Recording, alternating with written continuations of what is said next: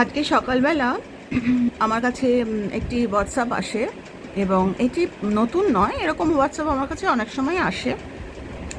তো স্পেসিফিক্যালি একজন, আমি নামটা নিচ্ছি না, তো কেউ একজন আমাকে হোয়াটসঅ্যাপ করে জানালো যে সত্যিই ও খুবই কষ্ট পাচ্ছে বেশ কিছুদিন ধরে।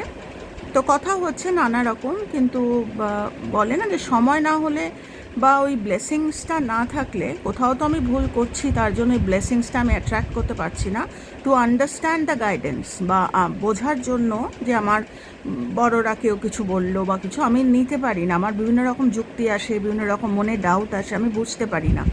বলছি এই সমস্তগুলো আমি কেন বুঝতে পারি না, কেন জীবনে প্রয়োগ করতে পারি না, তার কারণও কিন্তু আমি। তো যাই হোক, যে প্রশ্নটায় ছিলাম সেটা হচ্ছে যে আমার সমস্ত প্রবলেমের রুট কজ হচ্ছে আমার মা। তো মায়ের সঙ্গে মিসআন্ডারস্ট্যান্ডিংস বা মায়ের ইগো বা মায়ের ওভার পজেসিভ, মানে কি বলবো, বিভিন্ন রকম।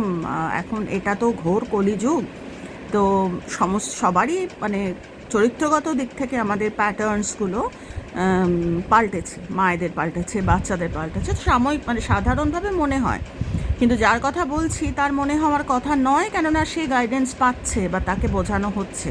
ওই যে বললাম, নতুন কিছু তৈরি না করলে কিন্তু পুরনো প্যাটার্নগুলো যায় না। তো আসলে ও যখন বললো আমাকে কথাটা, আমি ভাবলাম তাহলে আমি একটা ভিডিও করে শেয়ার করি, কেননা এই সেম জিনিসটা অনেকেরই প্রশ্ন, যে আমার সমস্যার রুট কজ আমার স্বামী, আমার সমস্যার রুট কজ ওই মানুষটি। তো এখানে তো মারাত্মক, আমার সমস্যার যখন রুট কজ আমার মা আমি ভেবে নিচ্ছি, তখন আরও মারাত্মক। কেননা মা বাবার ঋণ বলে শোধ করা যায় না। কেন? তার কারণ রুট কজ কখনো মা বাবা তো দূরস্থ, কেউ হয় না। আমার রুট কজ আমি। তো আমারই কোনো আনফিনিশড কর্মা, যেটা আমি কমপ্লিট করিনি।